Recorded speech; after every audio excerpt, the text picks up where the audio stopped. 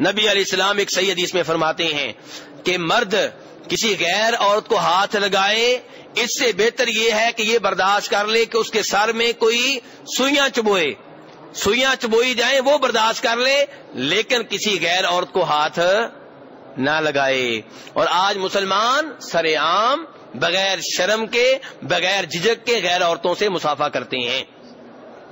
ایک تو ہوتا ہے نا کہ آدمی کو احساس ہو کہ میں گناہ کر رہا ہوں تو آدمی پھر معافی بھی مانگتا ہے، توبہ بھی کرتا ہے، آئندہ قریب نہیں جاتا، لیکن یہاں پہ تو اب احساس گناہ بھی ختم ہو گیا۔